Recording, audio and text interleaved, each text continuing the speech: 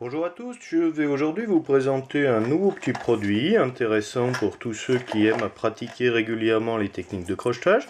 Il s'agit d'un crocheteur dédié aux serrures en croix. Alors déjà, de quoi s'agit-il exactement quand on parle de serrures en croix ou de serrures cruciformes? On parle donc de serrures comme celle-ci qui est fournie avec le kit pour vous entraîner et qui vont présenter donc 4 pans différents, chacun des pans étant bien entendu pourvu d'un système à goupilles.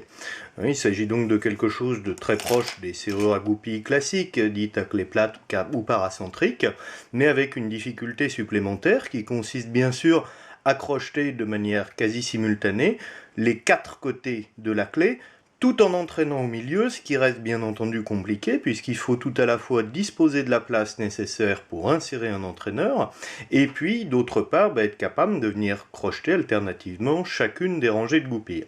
Il s'agit donc de serrures qui sont relativement courantes, notamment sur des distributeurs de boissons, des distributeurs postaux, etc. On peut en trouver également sur des batteuses, chez des particuliers, mais ce sont des serrures qui du coup, au niveau de l'ouverture fine, ne sont pas toujours aisées à ouvrir, même s'il ne s'agit pas à proprement parler de modèles de haute sécurité.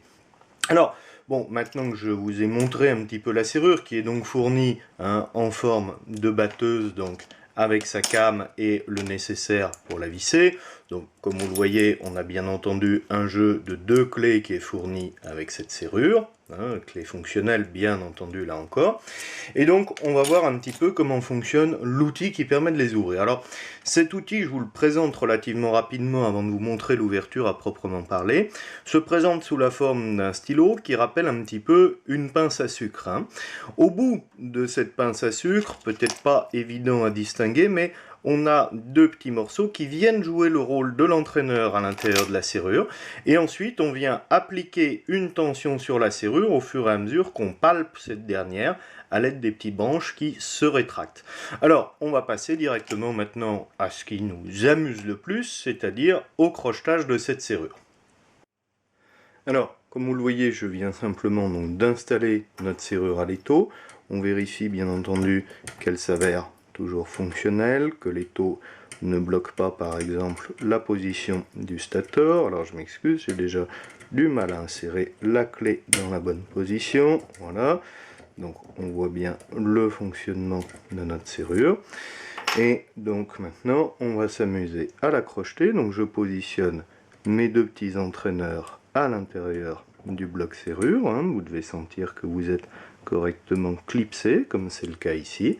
Et puis je viens simplement donc pousser les palpeurs en même temps que j'effectue un petit mouvement de tension, et vous voyez comme ici on obtient rapidement notre ouverture.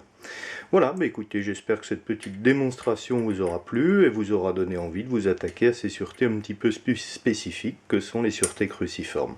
Merci à tous et à très bientôt, j'espère.